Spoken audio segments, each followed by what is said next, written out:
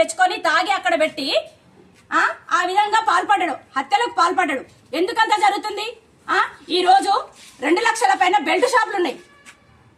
2000 నుంచి 3000 వరకు వైన్స్ షాపులకు పర్మిషన్ ఇచ్చిర్రు. కనీసం పోలీస్ స్టేషన్లు ఎన్ని ఉన్నాయి తెలుసా నీకు? 188 పోలీస్ స్టేషన్లు ఉన్నాయి. తిప్పి కొడితే 85,000 మంది పోలీసులు ఉన్నారు. జనాభా చూసుకుంటే 4.5 కోట్ల తెలంగాణ జనాభా ఉంది. రోహింగ్యాలు బయట నుంచి వచ్చినటువంటి రాష్ట్రాల వాళ్ళు 50 లక్షలు వేసుకున్న 5 కోట్ల జనాభా ఉంది. నీ 5 కోట్ల జనాభాకు ఉన్నటువంటి పోలీసు వ్యవస్థ సరిపోతుందా? రక్షణ పరంగా నువ్వు అసలు ఏం చర్యలు తీసుకుంటున్నావు? డ్రగ్స్ ఒక్క జూలై నెలలోనే డ్రగ్స్ పట్టుకుంటే 12 కోట్ల డ్రగ్స్ పట్టుకున్నారు. ఇంత విచ్చలవిడిగా యువతను ఎందుకు నాశనం చేస్తున్నావు?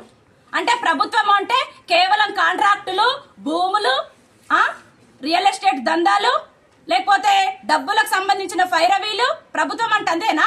అంటే మా బడుగు బలహీన ప్రజలు కేవలం ఓట్లేసేటప్పుడే గుర్తుకుంటారు, మిగతా అన్ని మీ ఫైరవీలేనా? ఎక్కడికక్కడ సెటిల్మెంట్లు వేసుకోవడానికైనా ప్రభుత్వాలు